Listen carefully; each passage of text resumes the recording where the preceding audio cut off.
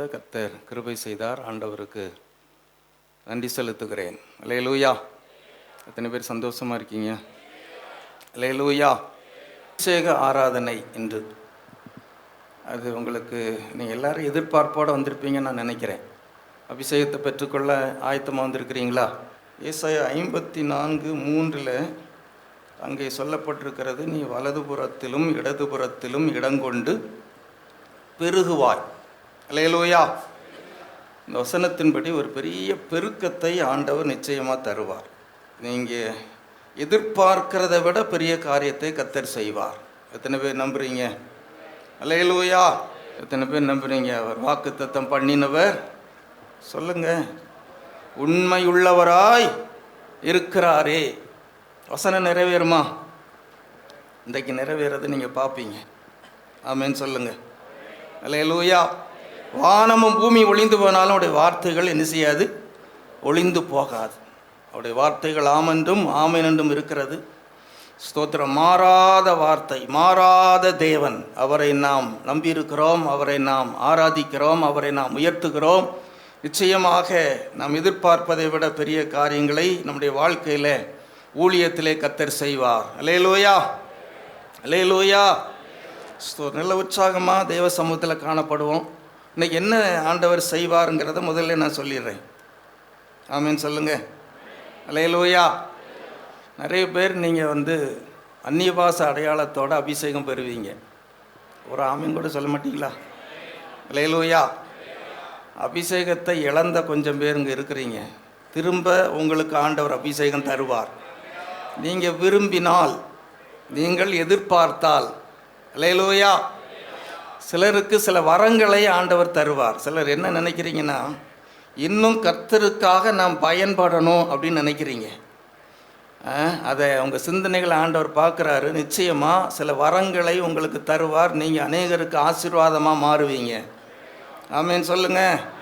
அல்லேலூயா. சிலருடைய வியாதி குணமாகும். நான் இதெல்லாம் ஊழிய அனுபவத்தில் நான் பார்த்துருக்குறேன். வியாதி, நீங்கள் டாக்டர்கிட்ட போயிட்டு வந்துட்டேன், பலமுறை போயிருக்கிறேன், ஒரு மாற்றமும் இல்லை. இந்த வியாதியோடு தான் நான் வாழணும்னு தேவ சித்தம் வச்சிருக்கிறாரு அப்படின்னு நினைக்காதீங்க. அல்லேலூயா. வியாதியை உன்னை விட்டு விலக்குவேன். ஆவியானவர் இறங்கி வரும்போது வியாதி குணமாகும், பிசாசின் கட்டுகள் அறுக்கப்படும். இதெல்லாம் இன்று நடைபெறும். நீங்கள் எத்தனை பேர் விசுவாசிக்கிறீங்க? நல்ல சத்தமா. ஆண்கள் மாத்திரம் ஒரு அல்லேலூயா சொல்லுங்க பார்க்கலாம். பெண்கள் மாத்திரம் ஒரு அல்லேலூயா சொல்லுங்க பார்க்கலாம். அல்லேலூயா. ஸ்தோத்திரம். அதனால் இப்படிப்பட்ட காரியங்கள் நிச்சயமாக நடைபெறும். அந்த எதிர்பார்ப்போடு நீங்கள் இருங்க. வசனத்தை திருப்பிக் கொள்ளுங்கள். சங்கீதம் 36 சங்கீதம் 8 நாம் வாசிக்கலாம். உமது ஆலயத்திலுள்ள சம்பூரணத்தினால் திருப்தி அடைவார்கள். உமது பேரின்ப நதியினால் அவர்கள் தாகத்தை தீர்க்கிறீர். அல்லேலூயா. வசனத்தை நன்றாக நீங்கள் கவனிக்கும்படி கேட்கிறேன். உம்முடைய ஆலயத்தில் உள்ள சம்பூரணத்தினால் திருப்தி அடைவார்கள்.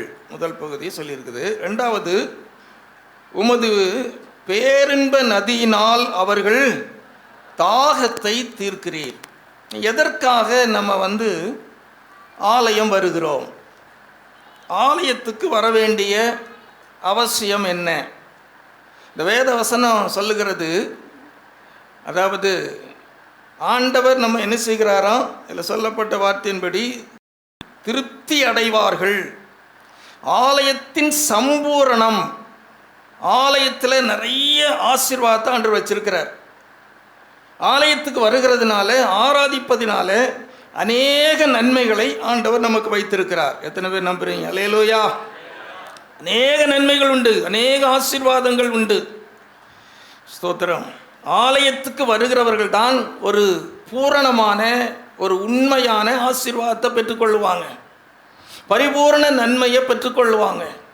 ஆண்டவர் சீக்கிரம் வரப்போகிறார். உண்மையா இல்லையா?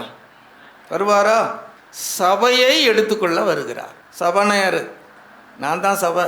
ரட்சிக்கப்பட்டவர்களின் கூட்டம் சபை. ஆண்டவரை ஏற்றுக்கொண்டிருந்தால் நாம் சபையாக சேர்க்கப்படுகிறோம் இல்லையா? அப்ப சபையை எடுத்துக்கொள்ள ஆண்டவர் சீக்கிரம் என்ன செய்கிறார்? வருகிறார். ஆலயத்துக்கு நம்ம வர்றோம். ஆலயத்தில் வருகிறவர்களுக்கு ஆலயத்தின் சம்பூரணம் கிடைக்கிறது. ஆலயத்துக்கு வருகிறதுனாலே கர்த்தர் நம்மை என்ன செய்கிறாராம்? திருப்தி ஆக்குகிறார். சாதாரணமாக ஒரு மனுஷனை சீக்கிரமாக யாரும் திருப்தியாக்க முடியாது, தெரியுமா? எவ்வளவு இருந்தாலும் போதும்னு மனுஷன் அந்த மன நிறைவே வராது. தேவன் ஒருவர் தான் ஒரு மனிதனை திருப்தியாக்க முடியும். ஆமென் சொல்லுங்க. பூமிக்குரிய ஆசீர்வாதங்களை தந்து திருப்தியாக்குவார், ஆவிக்குரிய ஆசீர்வாதங்களை நமக்கு தந்து என்ன செய்வார்? திருப்தியாக்குவார். அல்லேலூயா, அல்லேலூயா. எதுக்கு ஆலயத்துக்கு வர்றோம்? அதான் முக்கியமான காரியம். ஸ்தோத்திரம். வேதத்தில் நீங்கள் பார்த்தீங்கன்னு சொன்னால், வேதத்தில் ஒரு வசனத்தை நான் வாசிக்கலாம். எரேமியா 10ஆம் அதிகாரம் 1ஆம் வசனத்தை வாசிப்போம். கர்த்தர் உங்களுக்கு சொல்லுகிற வசனத்தை கேளுங்கள். அல்லேலூயா. இஸ்ரவேல் வீட்டார் யாரு? ஆவிக்குரிய இஸ்ரவேல் வீட்டார். நாம் எல்லாரும் ஆவிக்குரிய ரட்சிக்கப்பட்ட இஸ்ரவேல் வீட்டார். அது சொல்றாரு, கர்த்தர் உங்களுக்கு சொல்லும் வசனத்தை கேளுங்கள். எதுக்கு வர்றோன்னு சொன்னா, ஃபர்ஸ்ட் காரியம், ஆலயத்தின் சம்பூரணம் என்னவென்றால், இங்க என்ன கேட்க வர்றோம்? வசனத்தை. தேவன் எனக்கு என்ன சொல்லுகிறார், அதான் முக்கியம். பாருங்க, வசனம்தான் முக்கியம். அந்த வசனம்தான் நம்முடைய வாழ்க்கையை மாற்றும். அந்த வசனம்தான் நம்மை தைரியப்படுத்தும். அந்த வசனம்தான் நம்மை உருவாக்கும். அந்த வசனம்தான் நம்மை சந்தோஷப்படுத்தும். ஒரு அலையிலேயே சொல்லுங்க, வசனம் முக்கியம். வசனம் இல்லைன்னா ஒண்ணுமே இல்லை. தேவனுடைய வார்த்தை, அந்த வார்த்தை ஜீவனுள்ள வார்த்தை, வல்லமை உள்ள வார்த்தை, மாறாத வார்த்தை. அந்த வசனத்தை நாம் கேட்க வருகிறோம்.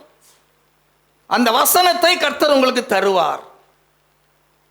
அதை தந்து, அது ஒரு ஆகாரம், அது ஒரு மன்னா, அதை நமக்கு தந்து நம்முடைய ஆத்துமாவை என்ன செய்வாராம்? திருப்தி ஆக்குவார். நீங்க வந்துட்டு பட்டினியா போயிடக்கூடாது. ஒரு அலையிலேயே சொல்லுங்க, அல்லேலூயா. எங்கெங்க இருந்தெல்லாமோ நீங்க கஷ்டப்பட்டு வந்திருப்பீங்க. நாங்கள் 32-35 கிலோமீட்டர் அவ்வளோ தூரம் நான் சொல்லிட்டே வந்தேன். இவ்வளவு தூரம் வர்றீங்க ஆராதனை நடத்துறதுக்கு. ஒரு அலையிலேயே சொல்லுங்க.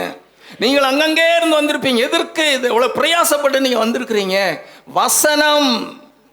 வந்துட்டு சும்மா போகக்கூடாது. கர்த்தர் எனக்கு என்ன சொல்லுகிறார், கர்த்தர் எனக்கு என்ன வைத்திருக்கிறார். உங்களுடைய ஆவிக்குரிய ஜீவியத்தில் ஒரு மாற்றம் தேவை. நான் என்ன செய்யணும்? அந்த எதிர்பார்ப்போட தேவ சமூகத்தில் வரும்போது கர்த்தர் உங்களோட பேசுவார். ஆமென் சொல்லுங்க.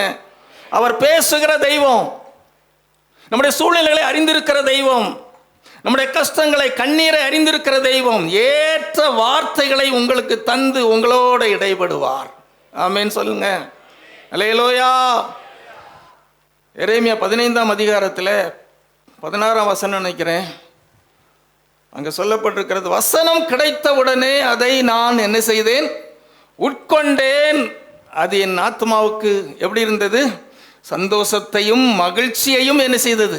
தந்தது. வசனம் கிடைத்த உடனே. எதுக்கு நம்ம வர்றோம்னு சொன்னா, ஆலயத்தில் வந்து வசனத்தை கேட்கணும். அதை கேட்கறதுக்கு தான் நம்ம வர்றோம். வசனத்தை கேட்டு கர்த்தர் எனக்கு என்ன சொல்லுகிறார், நான் எந்த காரியத்தில் மனம் திரும்பணும், எந்த காரியத்தில் குணப்படணும், எந்த வார்த்தை எனக்கு நேராய் கடந்து வருகிறது, நான் என்ன செய்யணும், என்ன முடிவெடுக்கணும், என் பிள்ளைகளை எப்படி வளர்க்கணும், என் குடும்பத்தை எப்படி நடத்தணும், எப்படி நடந்து கொள்ளணும், எல்லா காரியங்களையும் கர்த்தர் நம்மோட பேசுகிறார். ஆமீன் சொல்லுங்க. அல்லேலூயா, அல்லேலூயா, ஸ்தோத்திரம். அப்போ வசனத்தை கேட்க வருகிறோம். அதான் முக்கியமான ஒரு ஆசீர்வாதம், சம்பூரணம். அந்த வசனம் நம்மை திருப்தி ஆக்கிரும். பாருங்க, அந்த வசனம் கிடைச்ச உடனே நமக்கு சந்தோஷம் வந்துடும், ஒரு உற்சாகம் வந்துடும். அது ஒரு புதையலை போல் உள்ள ஒரு காரியம். புதையல் கிடைச்சா எப்படி இருக்கும்? ஒரு புதையல் கிடைச்சிச்சுன்னா எப்படி இருக்கும்? அப்படி ஒரு சந்தோஷம். இந்த வசனம் கிடைச்சா ஒரு புதையல் கிடைச்சது போல இருக்கும். சந்தோஷமா கைத்தட்டி ஆண்டவருக்கு மகிமை செலுத்துங்க, நல்ல உற்சாகமா. அல்லேலூயா, அல்லேலூயா, ஸ்தோத்திரம். என்ன சூழ்நிலையில் இருக்கிறீர்கள் ஆண்டவர் பார்க்கிறார். உங்களுக்கு ஏற்றபடி வார்த்தைகளை உங்களுக்கு தருவார். ஆலயத்தின் சம்பூரணத்தினாலே உங்களை திருப்தி ஆக்குவார். நீங்க பட்டினியா போயிடக்கூடாது, வெறுமையா போயிடக்கூடாது, இன்னும் கண்ணீரா போயிடக்கூடாது. தேவனை தேடி வர்றோம். தேவன் உங்களோட பேசாமல் இருந்தால், தேவன் நம்மோடு பேசாமல் இருந்தால் இன்னும் துக்கத்திலே தான் போயிட்டு இருப்போம். எப்போ ஆலயத்துக்கு நீங்க வந்தாலும் சரி, கர்த்தர் என்னோட என்ன சொல்லுகிறார் அந்த எதிர்பார்ப்போட வரணும், ஜெபம் பண்ணி வரணும். அல்லேலூயா சொல்லுங்க. அல்லேலூயா, ஸ்தோத்திரம். ஆதலால் வேதம் சொல்லுகிறது, ஆண்டுடைய வார்த்தையை நீங்க கேளுங்க, அந்த சம்பூரணத்தை நீங்க பெற்றுக்கொள்ளுங்க. அது மாத்திரமல்ல, வேதம் என்ன சொல்லுகிறது பாருங்கள். யாக்கோபு 1 அதிகாரம் 22 வசனத்தை நான் வாசிக்கலாம். ஏகம்மா,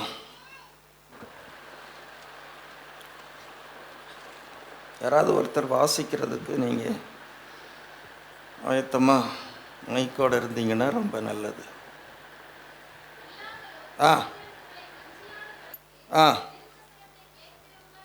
திருவசனத்தை கேட்கிறவளாய் மாத்திரமல்ல, அதன்படி செய்கிறவர்களாயும் என்ன செய்யணும், இருக்க வேணும். கேட்டா வசனம் பேசினா, வசனத்தை ஆண்டவர் சொன்னா அதன்படி செய்வீங்களா? அல்லேலூயா, அல்லேலூயா. கேட்கிறவளாய் மாத்திரமல்ல, வேதம் சொல்லுகிறது அதன்படி செய்கிறவர்களா இருக்கணும். கேட்கிறவங்க நிறைய பேர் இருக்கிறாங்க, வசனம் கேட்கிறவர்களுக்கு வஞ்சமே இல்லை. ஆனால் எத்தனை பேர் அதன்படி நாம் செய்கிறோம், அதான் முக்கியம். செய்ய நம்மை ஒப்பு கொடுக்கிறோம். தேவன் நம்மோட பேசுகிறார், நம்முடைய வாழ்க்கை முறையை குறித்து பேசுகிறார், மனம் திரும்ப வேண்டும் என்று பேசுகிறார். பேசும்போது நாம் அதை சந்தோஷமா ஏற்றுக்கொண்டு நாம் மனம் திரும்பணும், அதன்படி செய்யணும். ஒரு அல்லேலூயா சொல்லுங்க. அல்லேலூயா, ஸ்தோத்திரம். வெளிப்படுத்தல் 1 அதிகாரம் 3 வசனத்தில் நம்ம வாசிக்கிறோம், இந்த தீர்க்கதரிசன வசனத்தை வாசிக்கிறவர்களும் கேட்கிறவர்களும் கை கொள்ளுகிறவர்களும் யாரு? பாக்கியவான்கள். வசனத்தின்படி வாழுகிறவர்கள் பாக்கியவான்கள். அநேகர் என்ன செய்வாங்கன்னு சொன்னா, வசனத்தை கேட்பாங்க, ஆனா அதன்படி என்ன செய்ய மாட்டாங்க, செய்ய மாட்டாங்க. உபாகமம் 28 அதிகாரத்தை நம்ம பார்க்கிறோம். வசனத்தின்படி வாழ்ந்தால், வசனத்தை கேட்டு அதன்படி நாம் ஜீவித்தால், இப்பொழுது சொல்லப்படும் ஆசீர்வாதங்கள் எல்லாம் உன்மேல் வந்து உனக்கு பலிக்கும். அல்லேலூயா. ஆண்டவர் இந்த உலகத்தில் இனிமே எதையும் செய்ய வேண்டிய அவசியம் இல்லை, எல்லாம் செஞ்சு முடிச்சிட்டார். அவர் சொல்றாரு, முடிந்தது, எல்லாம் செய்து ரெடி பண்ணி வச்சிருக்கிறாரு.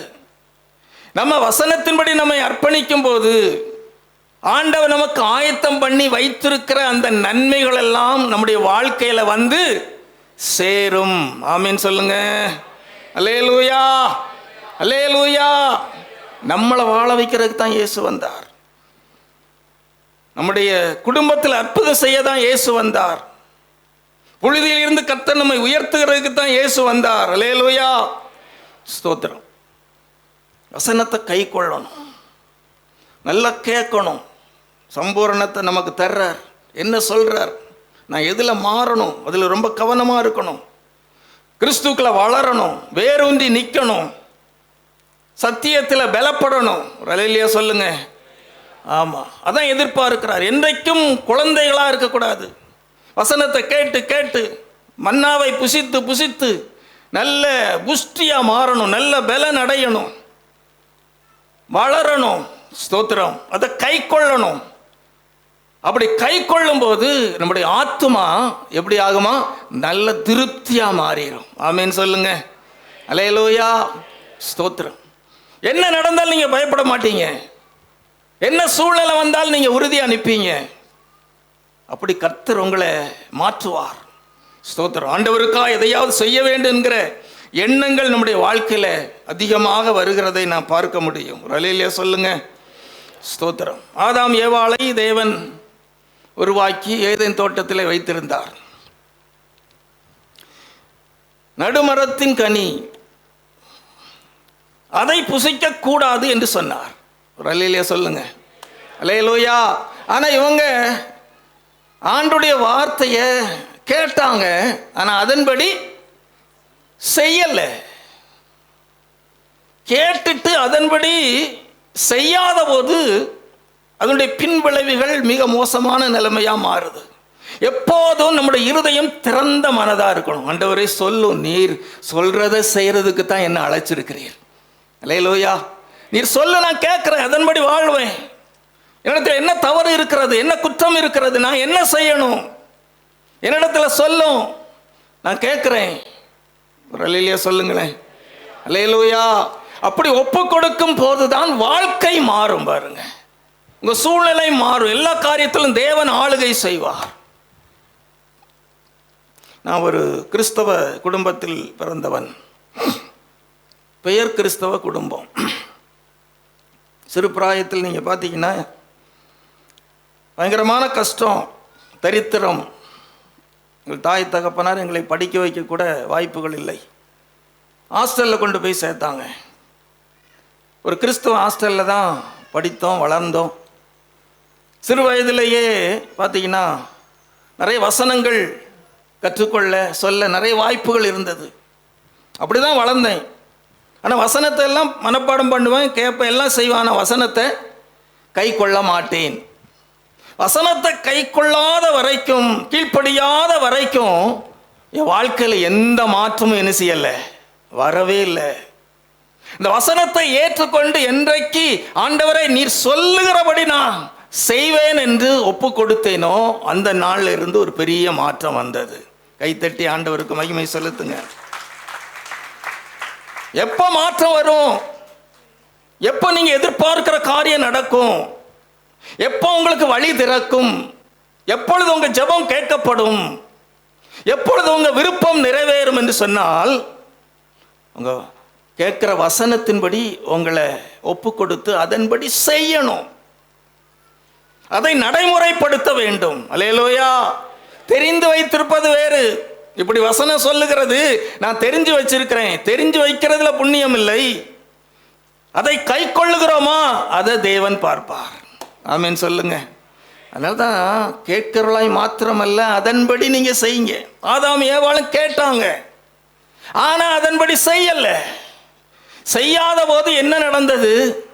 கடைசியில் ஏதேன் தோட்டத்தை விட்டே வெளியே போக வேண்டிய ஒரு சூழ்நிலை வந்தது. அல்லேலூயா சொல்லுங்க. அல்லேலூயா. ஆண்டவர் நம்மிடத்தில் எதிர்பார்க்கிற காரியம் அதுதான். 100க்கு 100 தேவ சமூகத்தில் நம்ம தாழ்த்தணும், ஒப்பு கொடுக்கணும். பெற்றோராகிய நாம் இதில் ரொம்ப கவனமாக இருக்கணும். எத்தனை பேர் நினைக்கிறீங்க உங்கள் தலைமுறை, உங்கள் பிள்ளைகள் எல்லாம் நல்லா இருக்கணும்? எல்லாரும் அதைத்தான் நம்ம நினைப்போம். என் குடும்பம் நல்லா இருக்கணும், என் பிள்ளைகள் நல்லா இருக்கணும், என் தலைமுறை நல்லா இருக்கணும், அப்படிதான் நம்ம நினைக்கிறோம். ஒரு அல்லேலூயா சொல்லுங்க. அப்படியானால் நம்ம செய்ய வேண்டியது என்ன? பெற்றோராகிய நாம், பெரியவர்களாகிய நாம், நம்முடைய நடைமுறை வாழ்க்கையில் நாம் வசனத்தை சரியா கை கொண்டு நடக்கணும். அதை நம்முடைய பிள்ளைகள், நம்முடைய தலைமுறை பார்க்கணும். ஆலயத்துக்கு வருகிறோம், போதனைகளை கேட்கிறோம், ஆனால் எந்த அளவு அதை நம்முடைய வாழ்க்கையில் கை கொண்டு நடக்கிறோம், அதுதான் முக்கியமான காரியம். அல்லேலூயா. அல்லேலூயா. சில குடும்பத்தில் பிள்ளைகள் ஏற்ற காலத்தில் மனம் திரும்ப மாட்டாங்க. இது இப்போ இருக்கிற பெரிய பிரச்சனை. ஒரு ஸ்டேஜ் வரைக்கும் சர்ச்சுக்கு வருவாங்க, அப்புறம் பார்த்தீங்கன்னா வாலிபர்கள் ஆன பிறகு, அம்மா நீங்கள் போங்க, அப்பா நீங்கள் போங்க, நான் பின்னால் வருவேன்பாங்க, வரமாட்டாங்க. எல்லா சபைகளிலும் உள்ள பிரச்சனை இது. ஏன் வரமாட்டேக்காங்க?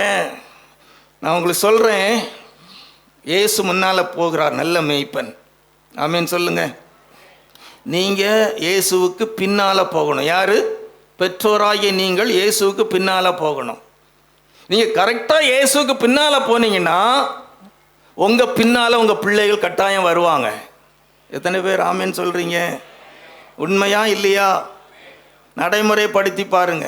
நீங்கள் எப்படி வசனத்தை கை கொள்றீங்க, எப்படி ஜெபிக்கிறீங்க, எப்படி சபைக்கு முக்கியத்துவம் கொடுக்குறீங்க, இது எல்லாமே உங்கள் தலைமுறை பார்த்து கொண்டே இருக்கும். உங்களை குறித்து உங்கள் பிள்ளைகளை என்ன சொல்கிறாங்க? எங்கள் அப்பா அம்மா வசனத்தை கேட்பாங்க, ஆனால் அதன்படி செய்ய மாட்டாங்கங்கிற கருத்து உங்கள் தலைமுறைக்கு இருக்கும் என்று சொன்னால் அவர்கள் ஒரு நாளும் மனம் திரும்ப மாட்டார்கள்.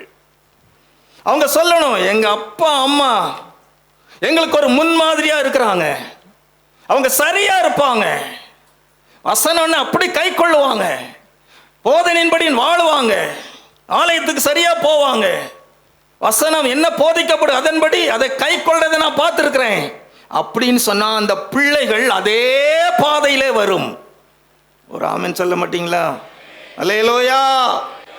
எத்தனையோ குடும்பங்களை நான் பார்த்துருக்கிறேன், என் அனுபவத்தில் எத்தனையோ குடும்பங்கள் அடுத்த தலைமுறை சரியா வரல, சொல்லுவாங்க பாஸ் என் பிள்ளைகள் கீழ்ப்படியவே மாட்டேங்கிறாங்க, என்ன செய்யறது? இன்னைக்கு மனசுல வச்சுக்கோங்க, அது பெற்றோருடைய தவறு. பெற்றோர் நீங்க சரியா ஒப்பு கொடுத்து வசனத்தின்படி வாழுகிறது போல அர்ப்பணிப்பீர்கள் என்று சொன்னால் நிச்சயமா உங்க தலைமுறை உங்க பின்னால சரியான பாதையில வரும். 119 சங்கீதம் முதல் 2 வசனத்தை வாசித்து பாருங்கள். 119. கர்த்தருடைய வேதத்தின்படி நடக்கிற உத்தம மார்க்கத்தார் பாக்கியவான்கள், அவருடைய சாட்சிகளை கைக்கொண்டு அவரை முழு இருதயத்தோடும் தேடுகிறவர்கள் பாக்கியவான்கள். கைக்கொண்டு தேடுகிறவர்கள். ஆமீன் சொல்லுங்க. அல்லேலூயா. கர்த்தருடைய வேதத்தின்படி நடக்கிற அவர்கள் யாராம்? உத்தம மார்க்கத்தார். அல்லேலூயா. ஆமா, நம்மளை நாமே ஏமாத்திடக்கூடாது. பாருங்க, சீக்கிரம் ஆண்டவர் வருவார், நம்மளை நாமளே ஏமாத்திடக்கூடாது. உத்தம மார்க்கத்தாரா இருக்கணும், அதை கை கொண்டு நடக்கணும். அதுதான் பெரிய நன்மை, பெரிய ஆசீர்வாதம். அல்லேலூயா சொல்லுங்க. அல்லேலூயா. ஸ்தோத்திரம். ஆலயத்தின் சம்பூரணத்தினால ஆண்டவர் நம்ம என்ன செய்வாரா? திருப்தியாக்குவார். ஸ்தோத்திரம். எதை கொண்டு திருப்தியாக்குவார்? தேவனுடைய வார்த்தை, தேவனுடைய வசனம், அதை கொண்டு திருப்தியாக்குவார். அவர் பேசுவார், பேசிக்கொண்டே இருப்பார். எனக்கு என்ன சொல்லுகிறார்? கவனமா இருக்கணும், எதிர்பார்ப்போட வரணும். ஓசியா 4:6. என் ஜனங்கள் அறிவில்லாமையினால் சங்காரமாகிறார்கள். நீ அறிவை வெறுத்தாய், ஆகையால் நீ என் ஆசாரியனாய் இராதபடிக்கு நானும் உன்னை வெறுத்து விடுவேன். நீ உன் தேவனுடைய வேதத்தை மறந்தாய், ஆகையால் நானும் உன் பிள்ளைகளை மறந்து விடுவேன். வேதத்தை மறந்தா யாரை மறப்பாரா? எல்லாரும் சொல்லுங்க, யாரை மறப்பார்? நல்லா சொல்லுங்க ஐயா. யாரை மறப்பார்? பிள்ளைகளை மறப்பாராம். அப்போ வேதத்தை யார் மறக்க கூடாது? சொல்லுங்க, யார் மறக்க கூடாது? பெற்றோர் வேதத்தை என்ன செய்யக்கூடாது? மறக்க கூடாது. நீங்க வேதத்தை எடுத்து வாசிக்கிறதை உங்க பிள்ளைகள் பார்க்கட்டும். நீங்கள் முழங்கால் படியிட்டு ஜெபிக்கிறதை உங்கள் பிள்ளைகள் பார்க்கட்டும். அதிகாலையிலே நீங்கள் ஆண்டவரை தேடுகிறதை உங்கள் பிள்ளைகள் பார்க்கட்டும். ஆமீன் சொல்லுங்க. அல்லேலூயா. ஸ்தோத்திரம். பிள்ளைகளுக்காகத்தானே உழைக்கிறேன், பிள்ளைகளுக்காகத்தானே இரவு பகல் பாடுபடுறேன். ஸ்தோத்திரம். பிள்ளைகளை தானே முக்கியப்படுத்துறோம். ஆண்டவர் அந்த பிள்ளைகளை மறந்துடக்கூடாது.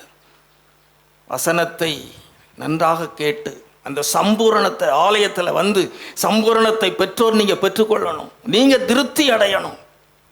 உங்கள் பிள்ளைகள் தலைமுறையை குறித்து நீங்கள் கவலைப்பட வேண்டிய அவசியமே கிடையாது. ஆமீன் சொல்லுங்க. ஆனால் பிள்ளைகளை குறித்து கவலைப்படுகிற ஒரு கூட்டம் இங்கே இருக்கிறது. ஸ்தோத்திரம். பாரப்படுகிற ஒரு கூட்டம் இருக்கு. இன்றைக்கு ஆண்டவர் உங்களை பார்த்து சொல்லுகிறார், நீங்கள் வேத வசனத்தை கேட்டு அதன்படி உங்களை அர்ப்பணித்து பாருங்கள். உங்கள் பிள்ளைகளை பற்றி கவலைப்படாதீங்க, பாரப்படாதீங்க. அது உங்கள் பிள்ளைகள் நினைக்காதீங்க, தேவனுடைய பிள்ளைகள். ஆமீன் சொல்லுங்க. தேவன் உங்களுக்கு கொடுத்த பிள்ளைகள். ஸ்தோத்திரம். என் பிள்ளை தேவன் எனக்கு தந்த பிள்ளைகள் அப்படின்னு சொல்லுங்க. ஸ்தோத்திரம். தேவன் தான் உங்கள்கிட்ட வளர்க்கிறதுக்கு கொடுத்திருக்கிறார். அந்த பிள்ளைகள் இடறி போகிறதற்கு நீங்கள் காரணமாக நிச்சயமாக என்ன செய்யக்கூடாது? இருக்கக்கூடாது. ஆமீன் சொல்லுங்க. அல்லேலூயா. அப்போ ஆலயத்தில் நாம் எதற்கு வருகிறோம் என்று சொன்னால், வசனமாகிய சம்பூர்ணத்தை கேட்டு பெற்றுக்கொண்டு நாம் திருப்தி அடைய, அந்த வசனத்தை நாம் கை கொள்ள. அல்லேலூயா. ஆமாம், கை கொள்ளுதல் என்பது வேதத்தில் முக்கியமான ஒரு காரியம். நான் கிறிஸ்தவனாக இருக்கிறேன் சொல்லலாம், ஆனால் ஸ்தோத்திரம், வசனத்தை கை கொள்ளுகிறேன், அதுதான் பெரிய ஆசீர்வாதம். ஆமென் சொல்லுங்க. அல்லேலூயா. ஆண்டவராய் இயேசு கிறிஸ்து சொன்ன காரியம் மத்தேயு சுவிசேஷம் 7ஆம் அதிகாரம் 24ஆம் வசனத்திலிருந்து பாருங்க. நான் சொன்ன இந்த வார்த்தைகளை கேட்டு அவைகளின்படி செய்கிறவன் எவனோ, நல்லா கவனிங்க வசனத்தை, அவனை எதற்கு ஒப்பிடுவேன்னு சொல்றாரு? கன்மலையின் மேலே வீட்டை கட்டின புத்தி உள்ள மனுஷன். சரி, அதன்படி செய்யாதவன் பின்னால சொல்லியிருக்குது, நமக்கு தெரிந்த வசனங்கள் தானே. செய்யாதவன் எங்க வீட்டை கட்டுறானோ சொல்லுங்க, மணல்ல வீட்டை கட்டுறான். நீங்க என்ன எதுல வீட்டை கட்டுவீங்க? மணல்ல கட்டுவீங்களா? உலக பிரகாரமா எங்க கட்டுவீங்க? இல்லை கண்மலையில் கட்டுவீங்களா? அல்லேலூயா. வசனத்தின்படி செய்கிறவன் கண்மலையிலே தன் வீட்டை கட்டுகிறான். எதுல வீடை கட்டினாலும் அங்க பார்த்தீங்கன்னா பின்னால சொல்லியிருக்குது, பெருமழை வந்தது, அப்புறம் என்ன வந்தது? காற்று அடித்தது, அப்புறம் இதெல்லாம் வந்து என்ன செய்தான்? வீட்டின் மேல் மோதினது. வீட்டின் மேல மோதினா உறுதியா நிக்கணும். உலகத்தில் 1000 பிரச்சனை இருக்குது இல்லையா? எவ்வளவு பிரச்சனைகள், எவ்வளவு போராட்டங்கள். பலத்த காற்று அடிக்கும், பெருமழை வரும், வீட்டை தாக்கும், ஆவிக்குரிய ஜீவியத்தை தாக்கும். பிரச்சனை எப்படி வரும், எங்க இருந்து வரும்னு யாருக்குமே தெரியாது. ஆனா பிரச்சனை கட்டாயம் வரும். வருமா? எல்லாரும் புறக்கணிச்சிட்டாங்களா? புறம்பாக்கிட்டாங்களா? அற்பமா நினைக்கிறாங்களா?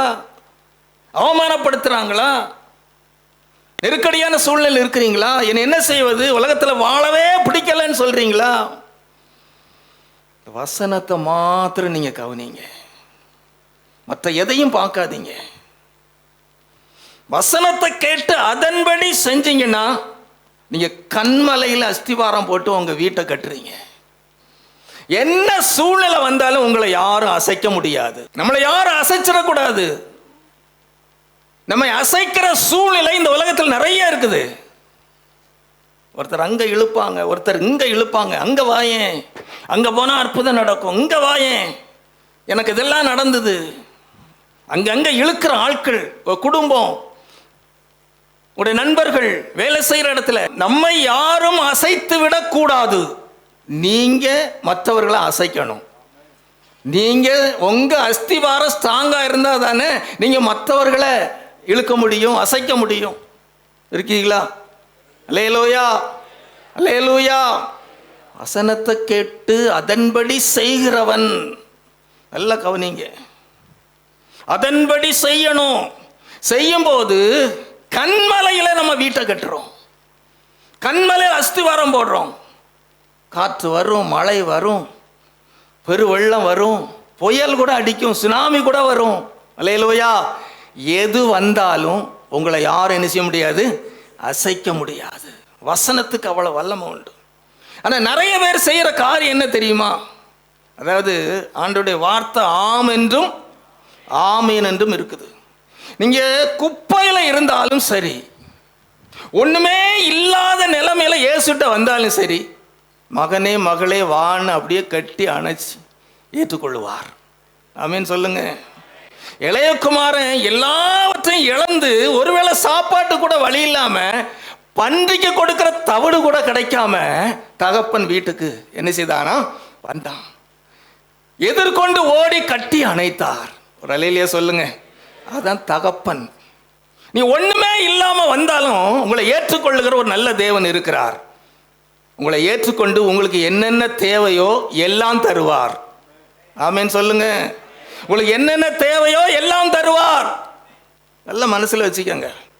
அது எப்போ கிடைக்கும், எப்போ கிரியை செய்வார்? நீங்க புழுதியில் இருக்கிறீங்க, உண்மைதான். ஆனா வசனத்தின் மேல கவனம் வைத்து படி செய்யும் போது வாழ்க்கையில வேகமா மேல போய்கிட்டே இருப்பீங்க. நம்புறீங்களா? என் அனுபவத்தில் நான் சொல்றேன். வசனம்னா அப்படி ஆண்டவர் என்ன சொல்றாரு நான் கவனிப்பேன். வசனத்தை அப்படி சந்தோஷமா ஏற்றுக்கொண்டு ஸ்தோத்திரம். கண்மலையில நம்ம வீட்டை கட்டி இருக்கணும். சும்மா சாதாரணமா நினைக்கிறேன். எந்த அளவு கை கொள்றீங்க யோசனை பண்ணி பாருங்க. சிலதை எடுத்துக்கொள்ளுவோம், சிலது நம்மால் இயலாது என்று சொல்லுவோம். தரித்திரம் நம்மை விட்டு என்ன செய்யாது, போகாது. நம்முடைய உண்மை, நம்முடைய நீதி, நம்முடைய நல் நடக்கு, இதெல்லாம் கர்த்தர் ஒவ்வொரு அசைவையும் பார்ப்பார். வாயிலிருந்து புறப்படுகிற ஒவ்வொரு வார்த்தையும் பார்ப்பார். ஒரு அல்லேலூயா சொல்லுங்க. அல்லேலூயா, ஸ்தோத்திரம்.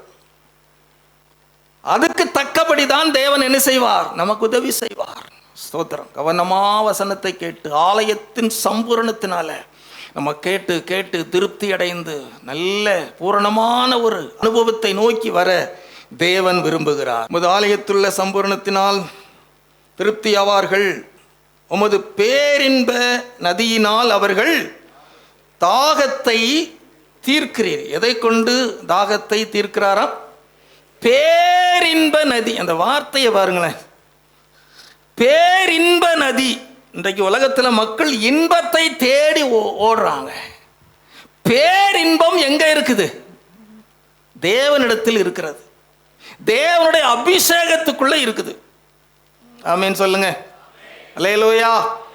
ஆமா, ஸ்தோத்திரம். அபிஷேகம் என்பது முக்கியம். நம்ம எல்லாம் ஆவிக்குரியவர்களாக இருக்கணும். ஆவிக்குரிய பிரகாரமாய் கர்த்தர் ஆவியாக இருக்கிறார். அவரை தொழுது கொள்ளுகிறவர்கள் ஆவியோடும் உண்மையோடும் அவர் என்ன செய்யணும்? தொழுது கொள்ள வேண்டும். ஸ்தோத்திரம். ஆவியில ஆராதிக்கணும், ஆவியில நிறைந்து தேவனை மகிமைப்படுத்தணும். பேரின்ப நதியினாலே நம்முடைய தாகத்தை அவர் என்ன செய்வார்? தீர்ப்பார். ஆமீன் சொல்லுங்க. அந்த பேரின்ப நதியில ஓய்வின்றி மூழ்கணும், துதித்து மகிழணும், தூயோனாய் வாழணும், வாஞ்சிக்கணும். ஆமீன் சொல்லுங்க. அந்த செய்தியை நீ சொன்னா போதும், நான் அபிஷேகம் பண்ணிடுவேன் அப்படின்னு சொன்னார். எனக்கு நான் சந்தோஷம். அல்லேலூயா. ஆமா, அந்த செய்தியை அப்படியே நான் சபைக்கு சொன்னேன்.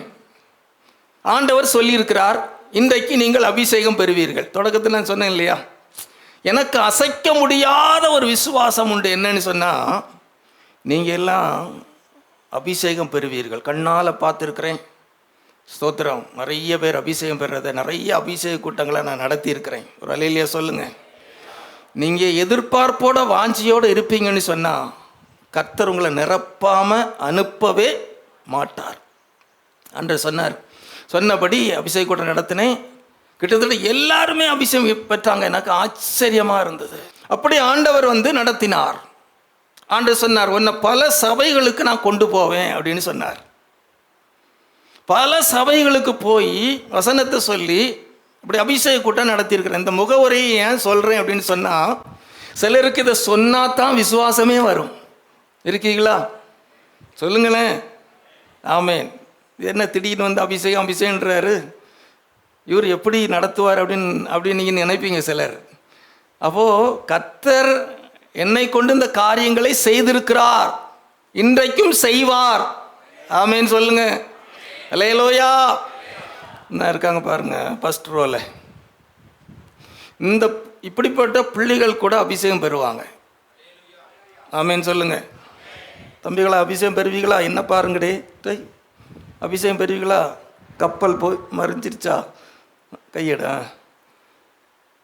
சின்ன பிள்ளைகள் கூட அபிஷேகம் பெறுவாங்க. ஆமேன் சொல்லுங்க. ஒரு இடத்துல அப்படி தான் பார்த்தீங்கன்னா, அபிஷேக கூட்டம் நடத்தும் போது ஒரு சின்ன பையன் அபிஷேகம் பெற்று அந்நிய பாஷை பேசுகிறான். கண்ணிலிருந்து அப்படி கண்ணீராக வடியுது. ஆவியானவர் இறங்கின உடனே அவன் அறியாமல் அந்நிய பாஷை பேசுகிறத பார்த்தீங்கன்னா ரொம்ப ஆச்சரியமாக இருக்கும். ஆமேன் சொல்லுங்க. சிறு வயதிலேயே அந்த பிள்ளைகளை சரியான பாதையில் நடத்தணும். ஸ்தோத்திரம். உங்கள் எல்லாருக்கும் சொல்கிறேன், அபிஷேகம் பெறாதவர்கள், அபிஷேகம் பெற்றவர்கள், நீங்கள் அபிஷேகம் பெற்று அந்நிய பாஷை பேசுகிறவர்களாக இருக்கலாம். இன்றைக்கு உங்களுக்கு ஒரு புதிய அபிஷேகத்தை தருவார். நம்புறீங்களா? புதிய பாசையை தருவார். நீங்க எதிர்பார்க்காத வரைக்கும் ஒன்றும் கிடைக்காது. பாருங்க, நான் உங்களுக்கு சொல்றேன், எதிர்பார்த்து எனக்கு வேண்டும், எனக்கு தாரும், அதுக்காகத்தான் நான் வந்திருக்கிறேன். பேரின்ப நதியில என்னை மூழ்க பண்ணும். அந்த நதிக்குள்ள நீங்க போயிட்டீங்கன்னு சொன்னா உலகத்தை மறந்துடுவீங்க, பிரச்சனையை மறந்துடுவீங்க, உங்க பாடுகளை மறந்துடுவீங்க. அபிஷேகத்துக்குள்ளால அந்த பேரின்ப நதியில ஆழமான ஒரு அனுபவத்துக்குள்ள போகணும். இருக்கீங்களா? ஆமேன் சொல்லுங்க. அல்லேலூயா. அதான் வேதம் சொல்லுகிறது. ஸ்தோத்திரம். வேதத்தில் பாருங்க, அதான் சொல்லப்பட்டிருக்கிறது. பெந்தைக்கோஸ்தை நாள் என்னும் நாள் வந்தபோது, அப்போஸ்தலர் 2ஆம் அதிகாரம், அவர்கள் எல்லாரும் ஒருமனப்பட்டு ஒரு இடத்திலே கூடி வந்தார்கள். அங்க ஆவியானவர் இறங்கினாரா? பலத்த காற்று அடிக்கிற முழக்கம் போல பரிசுத்த ஆவியானவர் வந்து என்ன செய்தார்? இறங்கினார். ஆமீன் சொல்லுங்க. அதே போல அதே வசனம் இன்றைக்கு நிறைவேறும். எத்தனை பேர் உண்மைன்னு சொல்றீங்க? எத்தனை பேர் விசுவாசிக்கிறீங்க? அல்லேலூயா. எத்தனை இடத்துல நான் பார்த்துருக்கிறேன், ஆவியானவர் இறங்கி வருகிறார், கிரியை செய்கிறார். பலத்த காற்று அடிக்கிற முழக்கம் போல ஆவியானவர் இறங்கி வந்தார். ஸ்தோத்திரம். அவர்கள் இருந்த இடம் அப்படி அசைந்தது. ஆவியானுடைய வல்லமை ஊற்றப்பட்டது. ஆவியானவர் தங்களுக்கு தந்திருந்த வரத்தின்படியே வெவ்வேறு பாசைகளில் என்ன செய்தார்களா? பேசினார்கள். சிலர் சொல்லுவாங்க, எனக்கு வல்லமை வந்திருக்கிறது, ஆனால் அந்நிய பாஷை வரவில்லை அப்படிம்பாங்க. அந்நிய பாஷை வரலன்னா அபிஷேகம் வரலன்னு தான் அர்த்தம். நீங்கள் பக்கத்தில் வாசல் அண்டை பக்கத்தில் போயிருப்பீங்க, ஒரு வல்லமையோடு இருப்பீங்க அப்படின்னா பக்கத்தில் போயிட்டீங்கன்னு அர்த்தம். அடுத்த நீங்கள் கொஞ்சம் நீங்கள் பக்கத்தில் போகும்போது ஆவியானவர் என்ன தந்துடுவார்? அந்நிய பாஷையை தந்துடுவார். அபிஷேகம் ஊற்றப்பட்ட இடத்துல எல்லாம் அந்நிய பாஷை என்ன செய்திருக்கிறார்கள்? சொல்லுங்க, பேசி இருக்கிறார்கள். தேவனோடு ரகசியங்களை பேசுகிற அந்த பாஷை, சோத்திரம், அந்த அனுபவத்துக்குள்ள வரணும். அந்நிய பாஷை கிடைத்தவர்கள் சர்ச்சைக்கு வரும்போது மாத்திரம்தான் அந்நிய பாஷை பேசுவாங்க. சிலர் அப்படித்தான், அது வரைக்கும் அதை ஓப்பன் பண்ணுறதே இல்லை. எப்போதும் பேசணும். ஸ்தோத்திரம். 1 கொரிந்தியர் 14ஆம் அதிகாரத்தில் நம்ம வாசிக்கிறோம் இல்லையா? அந்நிய பாஷையில் பேசுகிறவன் யாரோடு பேசுகிறானா? தேவனோடு பேசுகிறான். தேவனோடு பேச பிடிக்குமா? ஸ்தோத்திரம். பிசாசுகள் தெரியாது. நீங்கள் அந்நிய பாஷையிலே பேசி போகும்போதும் வரும்போதும் சமையல் பண்ணும்போதும் வேலை செய்யும் போதும் நேரம் கிடைக்கும் போதெல்லாம் அந்த வார்த்தை உங்களுக்குள்ள இருக்கணும். அந்த பாஷைகளை பேசும்போது உங்களுக்குள்ளாலே ஒரு பக்தி விருத்தி உண்டாகும். அல்லேலூயா. ஒரு அனல் எழும்பிக்கிட்டே இருக்கும் பாருங்க, ஒரு வல்லமை பெருகிக்கிட்டே இருக்கும். அதுக்குத்தான் டெய்லி ஆவியிலே நிறைந்து அந்நிய பாஷைகளை பேசி கர்த்தரை துதிக்கணும். அல்லேலூயா. அந்த பெந்தெக்கோஸ்தே அனுபவத்தை தேவன் நமக்கு நிச்சயமா தருவார். தூத்துக்குடிக்குன்னு சொன்னால் எங்களுக்கு திருமணமாகி விருந்துக்கு போயிருந்தேன். எங்கள் அக்கா வீட்டுக்கு போயிருந்தேன். அங்கே போயிருக்கும்போது என்னுடைய சகோதரி வீட்டில் அவங்க காலையில் 1 மணி நேரம் கூடி ஜெபிப்பாங்க. பக்கத்து வீட்டில் அந்த பக்கம் ஒரு விசுவாசி, இந்த பக்கம் 2-3 குடும்பமாக 1 மணி நேரம் கூடி ஜெபிப்பாங்க. கவனிக்கிறீங்களா? அல்லேலூயா. அப்போது நானும் அந்த ஜெபத்தில் கலந்து கொண்டேன். அந்த கூடி வருகிற அந்த சிறு குழு, அதில் ஒரு நபர் என்ன செஞ்சுருக்கிறாங்கன்னா, ரொம்ப நாளாக அபிஷேகத்துக்காக ஜெபம் பண்ணிக்கிட்டே இருந்திருக்கிறாங்க. ஆண்டவரே எனக்கு அபிஷேகம் தாரும், அந்நிய பாஷை தாருன்னு ஜெபம் பண்ணிக்கிட்டே இருந்திருக்கு. எனக்கு தெரியாது.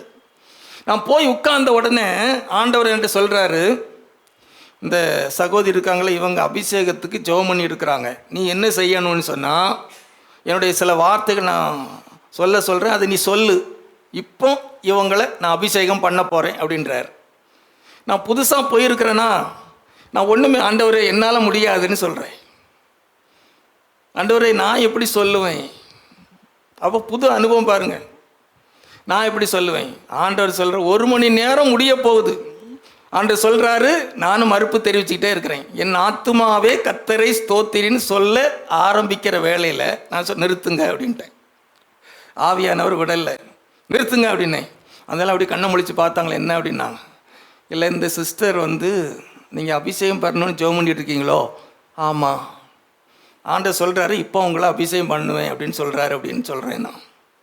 அப்போ சில வார்த்தைகளை சொல்லிட்டு அவங்களுக்கு தலைமையில் கையை வச்ச உடனே ஆண்டுடைய வல்லமை இறங்குது பாருங்க. உடனே அந்நிய பாஷை பேசுகிறாங்க, ஆவியில் நிரம்புகிறாங்க. ஒரு நபராக இருந்தாலும் ஆண்டவன் முக்கியப்படுத்துகிறாரு. ஒருவேளை இப்படிப்பட்ட ஒரு சூழ்நிலையில் நீங்கள் எதிர்பார்த்து வந்திருப்பின்னு சொன்னால் நிச்சயமாக உங்களை வெறுமையாக அனுப்பவே மாட்டார். ஆமீன் சொல்லுங்க. எதையாயில் நீங்க பெற்றுக்கொள்ளணும்னு தான் வரணும். ஆண்டவர் உங்களை ஆசீர்வதிக்க, உங்களுடைய ஆவிக்குரிய ஜீவத்தை பலப்படுத்த, ஆவிக்குரிய வாழ்க்கையில் உங்களுக்கு எதையாயிலும் தர வேண்டும் என்று எதிர்பார்ப்போடு இருக்கிறார். நம்மிடத்துல எந்த எதிர்பார்ப்பும் இல்லைன்னா வந்த வண்ணமாய் அப்படியே போவோம். ஆமேன் சொல்லுங்க. அல்லேலூயா, ஸ்தோத்திரம். நீங்க பார்த்தீங்கன்னா கவனிச்சு பாருங்க, 46ஆம் சங்கீதம் 4ஆம் வசனத்துல ஒரு நதியுண்டு, ஒரு நதியுண்டு, அதன் நீர்க்கால்கள், அது நீர்க்கால்கள் தேவனுடைய நகரத்தையும், தேவனுடைய நகரத்தையும், உன்னதமானவர் வாசம் பண்ணும் பரிசுத்த ஸ்தலத்தையும் சந்தோஷிப்பிக்கும். உன்னதமானவர் வாசம் பண்ணும் பரிசுத்த ஸ்தலத்தையும் சந்தோஷிப்பிக்கும். அல்லேலூயா. ஒரு நதி உண்டு. எங்க இருந்து வருது அந்த நதி? மேல இருந்து ஒரு நதி புறப்பட்டு நம்ம கண்ணுக்கு தெரியல. அந்த நதி தேவனுடைய நகரத்தையும் உன்னதமானவர் வாசம் பண்ணுகிற பரிசுத்த ஸ்தலத்தையும். எங்க வாசம் பண்றாரு? நம்முடைய தேவன் பரலோகத்தில் இருக்கிறார். நம்முடைய தேவன் இங்கே இருக்கிறார். தேவ சபையிலே தேவன் எழுந்தருளி இருக்கிறார்.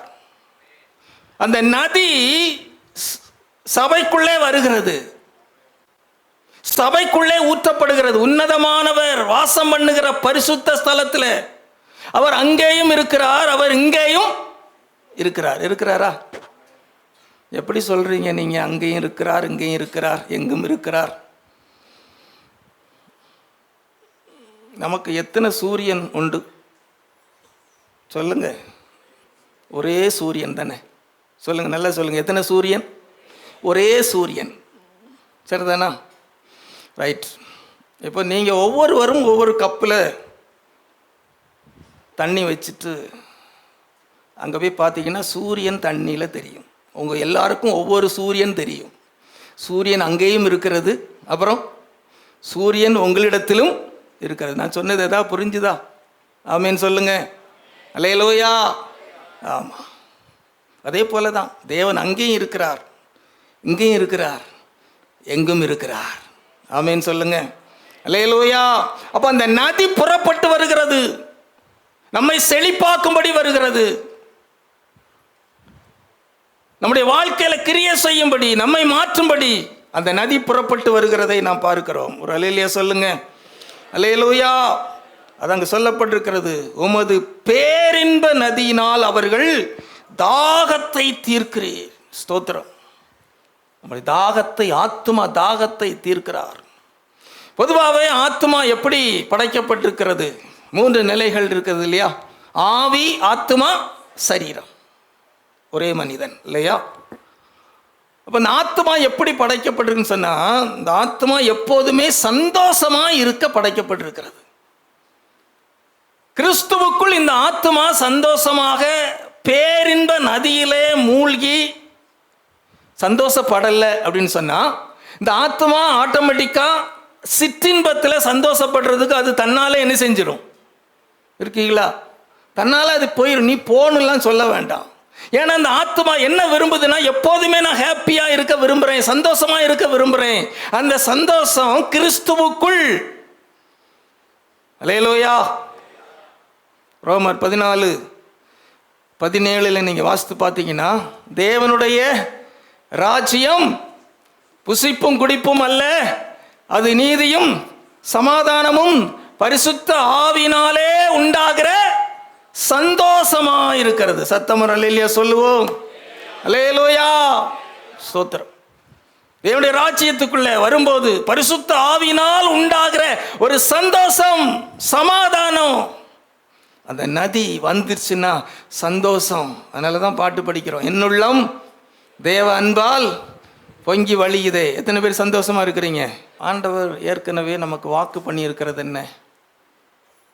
யோவேல் 2ஆம் அதிகாரம் 28ஆம் வசனத்தில், மாம்சமான யாவர் மேலும் என் ஆவியை ஊற்றுவேன்.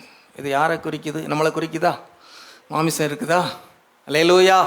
யாவர் மேலும். இங்கே ஒரு நபர் கூட விடுபடக்கூடாது. அப்போஸ்தலர் 2ஆம் அதிகாரத்தில் 120 பேர் மேலையும் ஆவியானவர் ஊற்றப்பட்டாரா? ஆமென் சொல்லுங்க. ஐயோ எனக்கு கிடைக்குமா கிடைக்காதா? சோத்திரம். சந்தேகம் இருக்கவே கூடாது. நீங்கள் கவனமாக அந்த வார்த்தைகளை கவனிச்சிங்கன்னா ஆண்டவர் நிச்சயமாக நம்மளை நிரப்பி அந்த ஒரு ஆழமான அனுபவத்துக்குள்ளே நிச்சயமாக கொண்டு போவார். அல்லேலூயா. நமக்காகத்தான் இந்த வாக்குத்தத்தம், மாமிசமான யாவர் மேலும் என் ஆவியை ஊற்றுவேன். எல்லாருக்கும் தருவார். இந்த அபிஷேகம் உங்களை பெரியவன் ஆக்கும் பாருங்க. இந்த அபிஷேகம் உங்களை, ஒரு முறை பெர்க்மான்ஸ் ஐயா வள்ளியூர் வந்திருந்தார் ரசிக்கப்பட்டு. அவர் ஆவிக்குரிய பிரகாரமாக ஜெபத்தோட்டம் காளையார் கோவில் பெரிய ஒரு இடம் வச்சு அங்கே நடத்திட்டு இருக்கிறார் இல்லையா. அப்போ அவர் வந்திருந்தார். பரிசுத்த ஆவி பெருவிழா வள்ளியூரில் ஒரு பப்ளிக் மீட்டிங். அப்போது மதிய வேளையில் அவரோடு கூட இருந்து சாப்பிட்டோம், பேசணும், நிறைய காரியங்களை பேசணும். அநேக காரியங்களோட பேசினார். அவர் சொன்னார் ஒரு காரியத்தை. அவர் சாமியார் இருக்கிற காலத்தில் அவர் நினைப்பாராம், மேலே அந்த ஃப்ளைட் ஏரோப்ளேன் போகும்போது வாழ்க்கையில் ஒரு முறையாவது இந்த ஃப்ளைட்டில் போகிறதுக்கு எனக்கு வாய்ப்பு கிடைக்குமா அப்படின்னு நினச்சாராம். அவர் சொல்கிறாரு, இன்னைக்கு எனக்குள்ளே வந்த அந்த அபிஷேகத்தை ஏற்றுக்கொண்டு ஆவிக்குரிய பிரகாரமாக வந்த பிறகு அவர் சொல்கிறாரு, இப்போ அடிக்கடி நான் என்ன செய்கிறேன், வெளிநாட்டுக்கு போயிட்டு வந்துக்கிட்டு இருக்கிறேன். ஒரு அல்லேலூயா சொல்லுங்களேன். இந்த உயர்வு எப்படி வந்துன்னு நினைக்கிறீங்க? அபிஷேகம் உங்களை பெரியவனாக்கும். ஆமேன் சொல்லுங்க. அல்லேலூயா. இந்த அபிஷேகம் உங்களை ஞானவானாய் மாற்றும். ஸ்தோத்திரம். படிப்பு வரலையா? உங்களை பார்த்து எல்லாரும் மரமண்டா முட்டாள்னு சொல்கிறாங்களா? அப்படி புறம்பாக்கப்பட்ட நிலைமையில் இருக்கிறீங்களா? ஆகாதென்று தள்ளின கல்லை மூளைக்கு தலைக்கல்லாயிற்று, அது கர்த்தராலே. வேற ஒன்று நீங்கள் யோசிக்காதீங்க. ஒரு வேலையை சரியாக செய்ய உங்களுக்கு அறிவு இல்லையா, புத்தி இல்லையா, மறந்து போறீங்களா, ஒரு காரியத்தை சரியாக செய்ய முடியலையா, குடும்பத்தை சரியாக நடத்த முடியலையா, எந்த நேரம் என்ன பேசணும்னு தெரியலையா? சிலருக்கு தெரியவே செய்யாது. மனைவிமார் புருஷன்ட்ட எந்த நேரத்தில் என்ன பேசணும்னு தெரியாது. புருஷன்பாரும் மனைவிட்ட என்ன எந்த நேரத்தில் என்ன சொல்லணும்னு தெரியாது. அதுதான் பிரச்சனையே காரணமே. இந்த பெற்றோர் தாயும் தகப்பனும் பிள்ளைகள்கிட்ட என்ன சொல்லணும், பிள்ளைகள் இருக்கும்போது என்ன பேசணும், எப்படி நடந்து கொள்ளணும்னு நிறைய பேருக்கு என்ன செய்யாது, தெரியாது. அறிவில்லாமையினால பல காரியங்களை செஞ்சுக்கிட்டே இருப்பாங்க. இப்படி எதுவுமே புரியலையா? நான் உங்களுக்கு சொல்கிறேன், இந்த அபிஷேகத்தை நீங்கள் பெற்றுக்கொள்ளுங்க. இந்த அபிஷேகத்தில் நீங்கள் நிறைந்திருங்க. கர்த்தர் உங்களை ஞானவான்களாக மாற்றுவார். ஆமேன் சொல்லுங்க. அல்லேலூயா. ஸ்தோத்திரம். ஈசாயின் வீட்டிற்கு அன்று சொல்கிறாரு, அதில் ஒருவனை நான் தெரிந்து கொண்டேன். சவுல் தேவனுடைய வார்த்தை கீழ்ப்படியல்ல. சொல்கிறார், ஈசாய் வீட்டுக்கு போ, அங்கே ஒருவனை தெரிந்து கொண்டேன். அங்கே போய் நிற்கிறார், என்னையோட நிற்கிறார். இவனா இல்லை, இவனா இல்லை அன்று சொல்கிறார். இவன் முகத்தோற்ற சரீர வளர்ச்சியை பார்க்காத, இவனை புறக்கணித்தேன். அப்போ எல்லாரும் வரிசையாக போயாச்சு. அவன் பிள்ளைகள் இவ்வளோதானா, அவன் நீங்கள் எவ்வளோதானா? இன்னும் ஒருவன் எங்கே இருக்கிறான் சொல்லுங்க, எங்கே இருக்கிறான்? ஆடு மேய்ச்சிக்கிட்டு இருக்கிறான், சீக்கிரம் வர சொல். அவன் வந்த உடனே அவனை பற்றி ஒரு வர்ணிப்பு இருக்குது பாருங்கள். 1 சாமுவேல் 16 அதிகாரம் நினைக்கிறேன். சிவந்த மேனியும் சொல்லுங்க அழகிய கண்களும் உடையவன் அப்படின்னு சொல்லியிருக்கு. இவன் தான் அபிஷேகம் பண்ணு. வனாந்தரத்தில் தான் இருந்தான். ஆண்டவர் அவனை சமஸ்த இஸ்ரவேலுக்கும் ராஜாவா தெரிந்து கொண்டார். அப்படியே அடுத்த அதிகாரத்துக்கு 1 சாமுவேல் 17 அதிகாரத்துக்கு போனீங்கன்னா உடனே அவன் ராஜாவா மாறல. கோலியாத் அப்படியே கர்ச்சித்து நிற்கிறான். சவுல் ராஜா பயந்து நிற்கிறான். போர் செய்வரெல்லாம் பயந்து நிற்கிறாங்க. ஆனால் இவனுக்குள்ளால ஒரு வைராக்கியம், விருத்த சேதனம் இல்லாத மனுஷன் அவன். ஜீவனுள்ள தேவனுடைய சேனையை நிந்தித்தானே, ஒரு வைராக்கியம். நான் போறேன். இவனுக்கு வாள் வச்சு சண்டை போடவும், சொல்லுங்க சண்டை போடவும் தெரியும். இவனுக்கு தெரிஞ்சதெல்லாம் என்னதுதான், கவுனில் கல்லை வச்சு கரெக்டாக அடிப்பான். ஒரு அலையிலையா சொல்லுங்க. இந்த வைராக்கியம், இந்த தைரியம் எல்லாம் எங்கிருந்து வந்தது? நான் சொல்றேன், தேவனுடைய அந்த அபிஷேகத்தில் வந்தது. ஆமேன் சொல்லுங்க. அல்லேலூயா. எல்லாரும் பயந்து நிற்கிறாங்க. தேசத்தின் முதல் மனிதர் ராஜாவா பயந்து நிற்கிறாருன்னா நம்ம எல்லாம் ஏமாத்துறோம், அப்படிதானே சொல்லுவோம். ஒதுங்கி தானே நிற்போம். ராஜா பயந்து நிற்கிறாரு, போர் செய்வர் பயிற்சி பெற்றவர்கள்லாம் பயந்து நிற்கிறாங்க. ஆனால் இவனுக்குள்ளால அவனுக்கு அப்படி வேகம் வருது.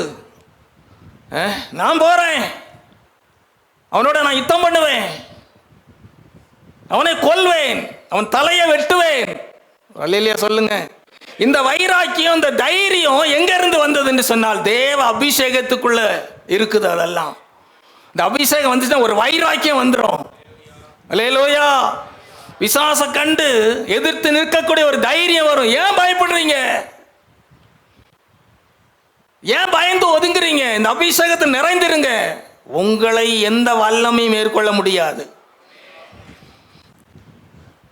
யாராவது செய்வன பண்ணிட்டாங்கன்னு யோசிக்கிறீங்களா? ஏதோ பண்ணிட்டாங்க, அதனால தான் இந்த பிரச்சனை இல்லை. உங்களுக்கு விரோதமாக யாரும் எதையும் பண்ணிவிட முடியாது. உங்களுக்கு உள் இருக்கிற அந்த அபிஷேகம் வல்லமை அவ்வளவு பெரியது. அல்லேலூயா. அதை நீங்கள் பெற்றுக்கிடணும். எந்த நிலையிலையும் அந்த அபிஷேகம் உங்களுக்கு உதவி செய்யும். உங்களை வாழ வைக்கும், உங்களை தலை நிமிர்ந்து நடக்க பண்ணும், உங்களை பெரியவனாக்கும், உங்களை தலைவனாக்கும், உங்களை ராஜாவாய் மாற்றும். அந்த ராஜாதி ராஜாவோடு உட்கார பண்ணும். ஆமீன் சொல்லுங்க. அல்லேலூயா. அந்த அபிஷேகத்தை அவ்வளோ வல்லமை இருக்குது. நித்தமும் அந்த ஆவியானவர் உங்களை நடத்துவார். நீ அவரோட நடக்க பழகிக்கணும். காலையில் எழுமன் ஆவியானவரே சோத்திரம், எனக்கு நீர் உதவி செய்து இந்த புதிய நாளை தந்தீர், இந்த நாளில் என்னோடு கூட இரும். வாக்குத்தத்தம் அப்படி நமக்கு சொல்லப்பட்டிருக்குது. அவர்கள் தேவனுடைய ஆவினால் நடத்தப்படுகிறார்கள், அவர்கள் தேவனுடைய புத்திரராய் இருக்கிறார்கள். ஒவ்வொரு நாளும் உங்களை நடத்துவாரோ, ஒவ்வொரு நாளும் உதவி செய்வார். எத்தனை பேர் விரும்புறீங்க? இன்னும் வேணும்னு நினைக்கிறீங்களா? பேரின்ப நதி வேணுமா? நல்ல கை தூக்கி காமிங்க. பேரின்ப நதியில மூழ்கணுமா? அல்லேலூயா, அல்லேலூயா. பாரம்பரிய ஆராதனைக்குள்ள வந்துடக்கூடாது. ரொம்ப ஸ்டைலா இந்த நிறைய காரியத்தில் ஸ்டைல் பண்ணுவாங்க பாருங்க. அழும்போது யாராவது ஸ்டைல் பண்ணுவாங்களா? என்ன வித்தியாசமாக கேட்குறாருன்னு பார்க்குறீங்களோ? யாரோ ஒரு துக்க வீட்டுக்கு போகிறீங்க, அங்கே போய் ஸ்டைலாக அழுவாங்களா?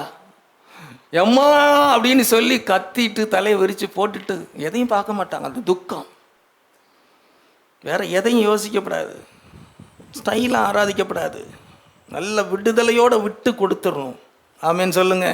அவங்க பார்க்குறாங்க, இவங்க பார்க்குறாங்க, ஆவியில் நிரம்புறதுக்கு ஸ்டைல் பார்க்கக்கூடாது.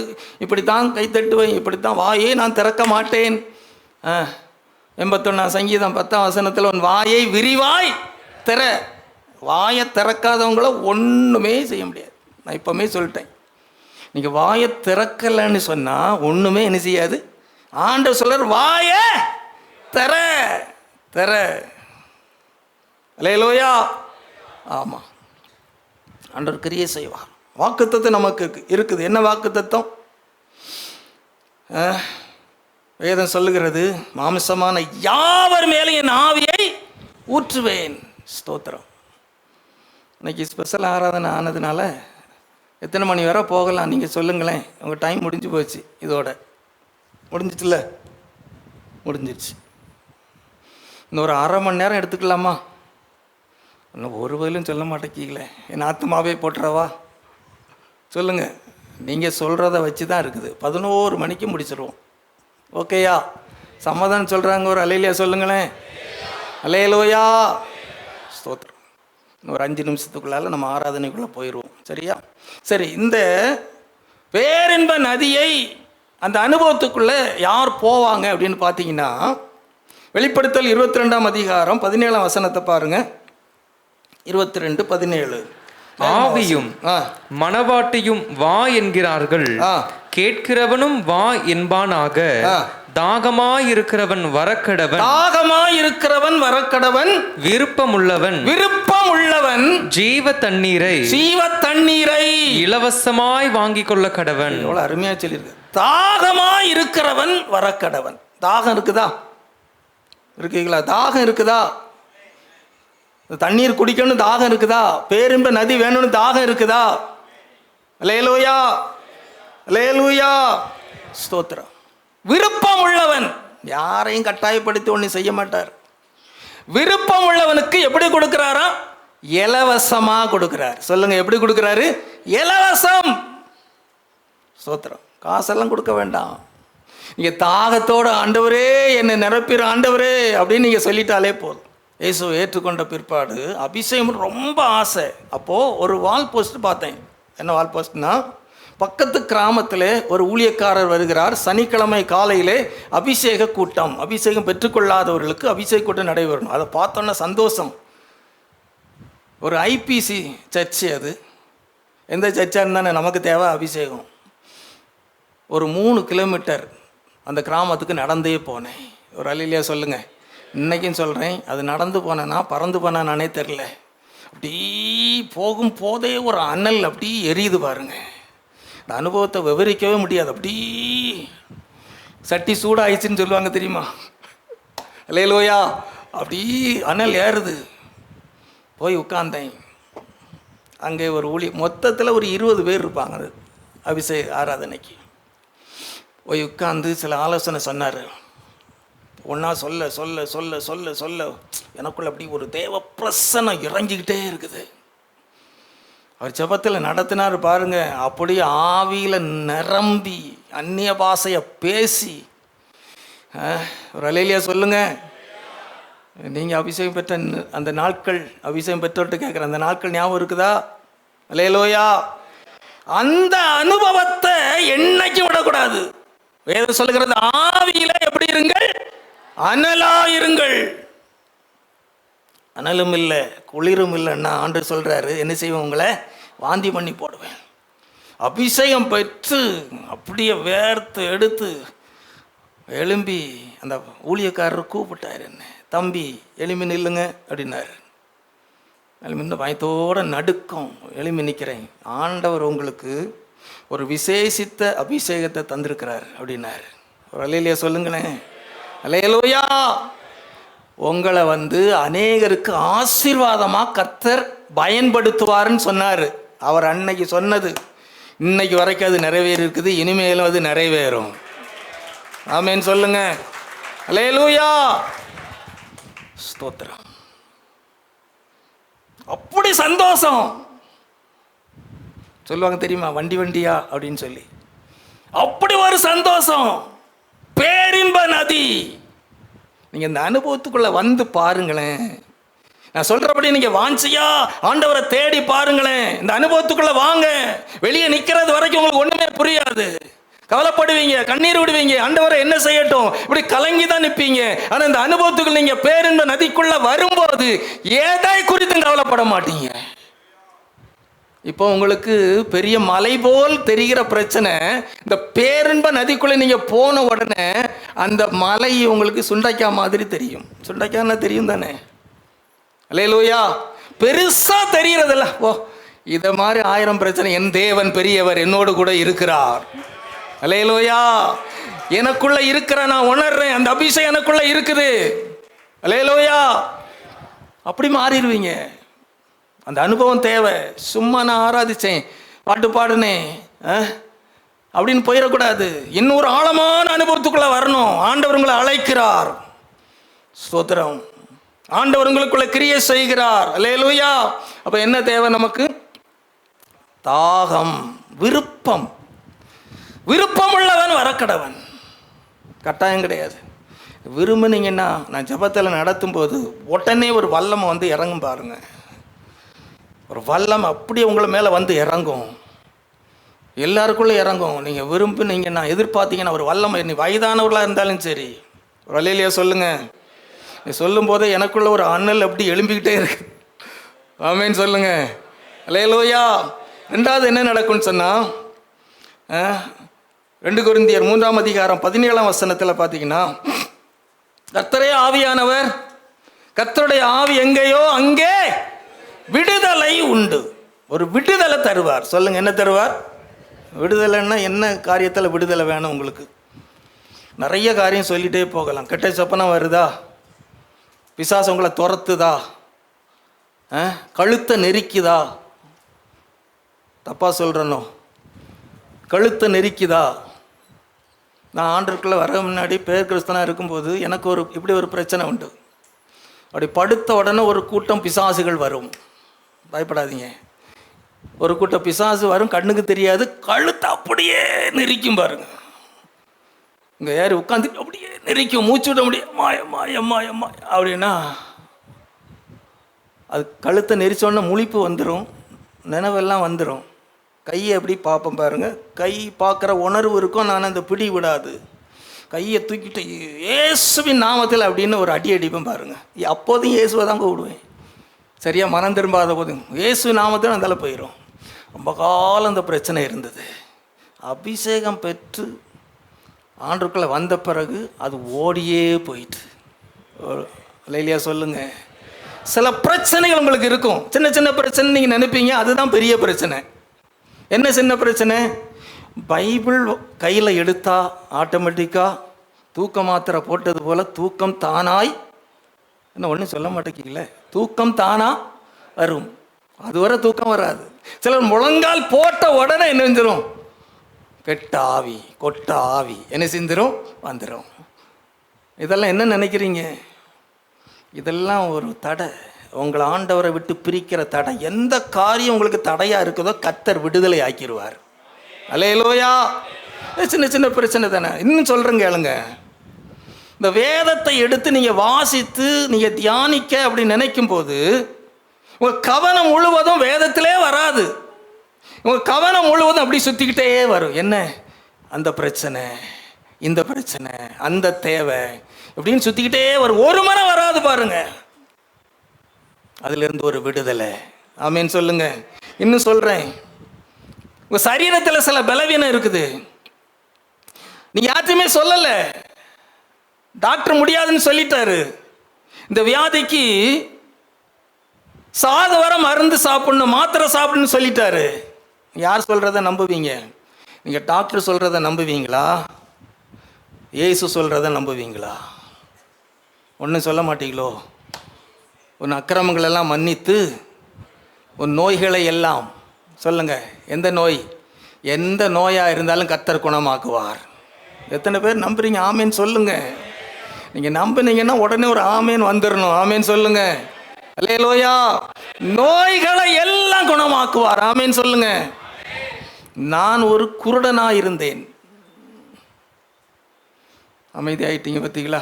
அதெல்லாம் சொல்கிறதுக்கு நேரம் இல்லை. கர்த்தர் சித்தமானா இன்னொரு முறை கர்த்தர் வாய்ப்பு கொடுத்தா சாட்சியெல்லாம் உங்களுக்கு சொல்கிறேன். குருடனாக இருந்தேன் பார். குருடன் சொன்னால் பிறவி குருடன் ஒன்றும் கிடையாது.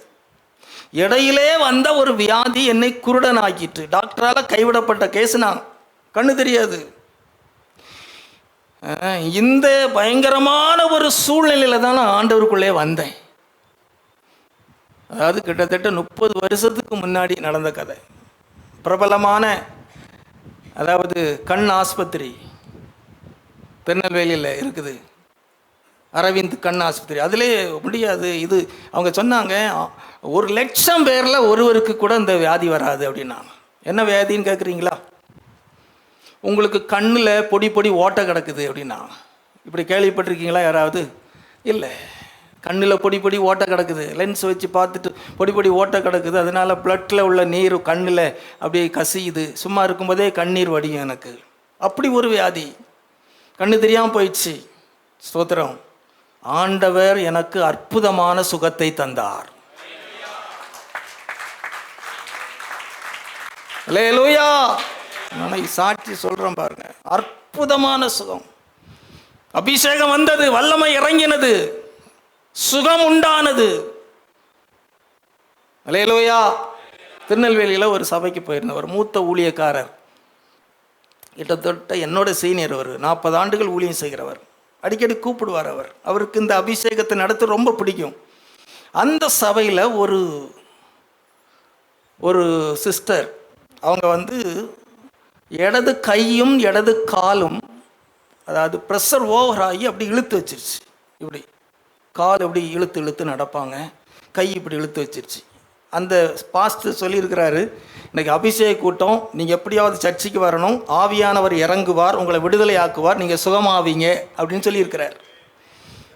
இவங்களும் சரி அபிஷேக கூட்டம் எப்படியாவது வரணும்னு ஆட்டோ பிடிச்சி வந்துட்டாங்க. வந்து உட்காந்து கடைசி வரை இருந்து வசனத்தை கேட்டு, எனக்கு ஒன்றும் தெரியாது, என்ன பிரச்சனைலாம் எனக்கு தெரியாது. ஆவியானவர் இறங்கின போது கையும் காலும் செயல்பட ஆரம்பிச்சிச்சு. இருக்கீங்களா? அல்லேலூயா. கடைசியில் எழுமின்னு சொல்கிறாங்க, பாஸ்டர் இப்படி சொன்னார், அதனால நான் இன்னைக்கு வந்தேன், கர்த்தர் என்னை சுகமாக்கினார். அல்லேலூயா. உங்களுக்கு சுகம் வேணுமா? உள் உறுப்புகளில் பிரச்சனையா? ஹார்ட்டில் பிரச்சனையா? கிட்னியில் பிரச்சனையா? எலும்பில் பிரச்சனையா? கண்ணில் பிரச்சனையா? எந்த அவயத்தில் உங்களுக்கு பிரச்சனை இருக்குது, ஆண்டோடைய வல்லமை இறங்கும் போது ஒரு விடுதலை வந்துடும். அல்லேலூயா. இயற்கைக்கு அப்பாற்பட்ட அற்புதங்களை தேவன் செய்வார். அல்லேலூயா. ஆதி அப்போஸ்தலர் நாட்களில் நடந்த அற்புதம் எங்கே? இன்னைக்கு ஏன் நடக்கல? என்னுடைய கேள்வி எல்லாம் அதுதான். ஆண்டவர் சொல்றாரு, எழுப்புதலுக்காக ஜெபம் பண்ணு. எங்க சபையில் எழுப்புதலுக்காக மாதத்துக்கு ஒரு முறை ஒரு விசேஷத்தை ஜெபம். ஆண்டவர் சொல்றாரு, நான் எழுப்புதலை கட்டளையிட போறேன். ஆதி அப்போஸ்தலர் நாட்களில் நடந்த அற்புதம் இனி வரும் நாட்களில் நடக்கும், சபைகளில் நடக்கும். மக்கள் எல்லாரும் சபை பக்கமா திரும்புவாங்க. சபையை இடம் கொள்ளாமல் போக மட்டும் ஆசீர்வதிப்பேன். அல்லேலூயா. ஒரு பெருக்கத்தை தருவேன். அற்புதம் நடக்கும் பாருங்க. வேதம் உண்மையானது. கர்த்தர் கிரியை செய்வார். மக்கள் எல்லாம் அப்படியே அவங்க கவனம் பூரா அங்கே திரும்பும். நீங்கள் சொல்லாமல் இருக்க மாட்டீங்க. கர்த்தர் உங்களுக்கு ஒரு அற்புதம் நடந்தால் யார்ட்டையா சொல்லுவீங்களா? இருக்கீங்களா? சொல்லுவீங்களா? நம்மால் சொல்லாமல் இருக்க முடியாது. ஒரு டாக்டர் நல்ல ட்ரீட்மெண்ட் பார்க்கறனாலே 10 பேர்கிட்ட சொல்லிடுவோம், அந்த ஆஸ்பத்திரிக்கு போங்க, அவர் நல்லா கவனிக்கிறாரு, அங்கே போய் தான் எனக்கு சுகமாச்சு. சொல்லுவீங்களா? சொல்லுவோம். யாரும் கேட்டால் சொல்கிறோம். ஆண்டவர் அற்புதம் செஞ்சிட்டாருன்னா சொல்லிடுவோம். அற்புதம் வேணுமா? அல்லேலூயா. விடுதலை வேணுமா? ஆவியானவர் எங்கேயோ அங்கே விடுதலை உண்டு. இன்னும் விடுதலை சொல்லப்போனா, பிசாசின் கட்டில் இருந்து, செய்வன கோளாறுல இருந்து, சாபத்தில் இருந்து, எந்த பிரச்சனையானாலும் சரி, தலைமுறை தலைமுறையா சாபம் உங்களை தொடர்ந்து வரக்கூடாது. இந்த சந்ததியில இருந்து நீங்க ஆசீர்வதிக்கப்பட்ட சந்ததி. அல்லேலூயா. ஆமா, சாபம் உங்களை தொடர்ந்து வராது. எல்லா கட்டுகளையும் ஆண்டவர் உடைச்சிருவார். ஆமீன் சொல்லுங்க. யோவேல் 2ஆம் அதிகாரம் 28ஆம் வசனத்தை வாசிங்க. அதற்கு பின்பு நான் மாம்சமான யாவர் மேலும் என் ஆவியை ஊற்றுவேன், அப்பொழுது உங்கள் குமாரரும் உங்கள் குமாரத்திகளும் தீர்க்க தரிசனம் சொல்வார்கள், உங்கள் மூப்பர் சொப்பனங்களையும் உங்கள் வாலிபர் தரிசனங்களையும் காண்பார்கள். என்ன பார்ப்பாங்க? தீர்க்க தரிசனம் சொல்லுவாங்க, சொப்பனங்களை காண்பார்கள், அப்புறம் தரிசனங்களை காண்பார்கள். நீங்க ஆவிக்குள் ஆகும் போது இதெல்லாம் நடக்கும் பாருங்க. தீர்க்க தரிசனம் சொல்ற வரம் வேணுமா? தீர்க்க தரிசன வரத்தை என்ன செய்யுங்கள்? நாடுங்கள். வேணும் நீங்க கேட்டீங்கன்னா தருவார். எத்தனை பேர் இருக்கீங்களா? அல்லேலூயா. விருப்பம் உள்ளவன் வரக்கடவன். தீர்க்க தரிசனம் சொல்வார்கள், சொப்பனங்களை காண்பார்கள், தரிசனங்களை காண்பார்கள். ஒரு முறை எங்கள் சர்ச்சில் இப்படி அப்பப்போ நாங்கள் இப்படி அபிஷேக ஆராதனை வைப்போம். பார்த்தீங்கன்னா அந்த ஆராதனை முடித்து ஒரு சிஸ்டர் எழும்பி சொல்கிறாங்க, இயேசு கிறிஸ்து ஸ்டேஜில் இப்படி நின்றார், நான் பார்த்தேன் அவரை. கண் திறக்கப்பட்டுரும் பாருங்கள். நீங்கள் அவரை தரிசிப்பீங்க. இருக்கீங்களா? யாரை பார்ப்பீங்க? அவரை தரிசிப்பீர்கள். வெளிப்படுத்தல் 1ஆம் அதிகாரத்தில் நீங்கள் வாசித்து பார்த்தீங்கன்னா, யோவான் கர்த்தருடைய நாளில் ஆவிக்குள் ஆனான். ஆவிக்குள் ஆன பிறகு அவன் கேட்டான், காதினால் கேட்டான், கண்ணால் பார்த்தான். யாரை பார்த்தான்? மனுஷகுமாரனை பார்த்தான். அதனால தான் அங்கே எழுதியிருக்குது, அவர் தலை எப்படி இருந்தது, கண்கள் எப்படி இருந்தது, ஒரு ட்ரெஸ் எப்படி இருந்தது, கால்கள் எப்படி இருந்தது, எழுதியிருக்குதா? வாசித்திருக்கீங்களா? அல்லேலூயா. ஆமாம், அவரை தரிசிக்கிற ஒரு அனுபவம். அவரை நீங்கள் கண்டுட்டீங்கன்னா, பார்த்துட்டீங்கன்னா மாறிடுவீங்க. ஐயோ, அவரை கண்டேனே, அவர் ஜீவிக்கிறார். அல்லேலூயா. நம்ம நினைக்கிற அவர் எங்கேயோ இருக்கிறார், உங்களுக்கு வெளிப்படுவார். ஆவிக்குள் ஆகணும். சும்மா அப்படி மாமிசத்தில் நிற்கக்கூடாது. ஆவிக்குள் ஆகும்போது ஸ்தோத்திரம், தரிசனங்களை பார்ப்பீங்க. அவர் உங்கள் பக்கத்தில் வருவார். ஒரு நிமிடம் ஜெபம் பண்ணிட்டு நான் அடுத்தால சொல்கிறபடி நம்ம செய்யலாம். கண்ணை மூடிக்கங்க. அமைதியாக ஒரு நிமிடம் நீங்கள் உங்களை ஒப்பு கொடுத்து ஜெபம் பண்ணணும். ஆண்டவரே, இவ்வளோ நேரம் வசனத்தை கேட்டேன். ஆமென். இந்த வசனத்தை நான் கேட்டு வசனத்தின்படி வாழ என்னை அர்ப்பணிக்கிறேன். பேரின்ப நதியினால் நீர் என்னை நிரப்பணும். அதற்காக என்னை ஒரு விசை தாழ்த்துக்கிறேன், ஒப்பு கொடுக்குறேன். என்னை நீர் பரிசுத்தப்படுத்தணும், தகுதிப்படுத்தணும். ஆண்டவரே, உள்ளத்தின் ஆழத்திலிருந்து மனம் உடைந்து தாழ்த்தி நீங்கள் ஜெபம் பண்ணணும். இந்த வசனத்தின்படி உள்ள நன்மை எனக்கு தேவை. ஆண்டவரே, ஆலயத்தின் சம்பூரணத்தினால நீர் என்னை திருப்தி ஆக்கணும். வசனத்தை தந்து திருப்தி ஆக்குகிறவர், பேரின்ப நதியினால என்னை திருப்தி ஆக்குகிறவர். உதவி செய்யும், உதவி செய்யும். பெருமூச்சு விட்டு நீங்க தேவ சமூகத்தில் தாழ்த்தி, உள்ளம் உடைந்தவர்களா ஆண்டுகிட்ட தாழ்த்தி மன்னிப்பு கேளுங்க. என்னை மன்னி, என்னை தகுதிப்படுத்தும். இந்த அனுபவத்தை எனக்கு தாரும். இன்று எனக்கு ஒரு விடுதலை தேவை, இன்று எனக்கு ஒரு மாற்றம் தேவை. சொல்லுவீங்களா? சொல்லுவீங்களா? ஸ்தோத்திரம், ஸ்தோத்திரம், ஸ்தோத்திரம், ஸ்தோத்திரம். ஆமென். ஆண்டவரே, நம்முடைய ஜனங்களை கண்ணோக்கி பாரும். ஒவ்வொருவரையும் யார் யார் உண்மையை ஒப்பு கொடுத்து தாழ்த்தி செபிக்கிறார்களோ, ஆண்டவரே, இவர்களை மன்னித்து இன்றைக்கு இவர்களை நீ நிரப்ப வேண்டும் என்று செபிக்கிறேன். நீர் அப்படி செய்கிறதற்காக ஸ்தோத்திரம். மாற்றங்களை தருகிறதற்காக ஸ்தோத்திரம். தொடர்ந்து நீர் ஆசீர்வதியும். இயேசுவின் நாமத்தில் ஜெபிக்கிறோம் நல்ல பிதாவே.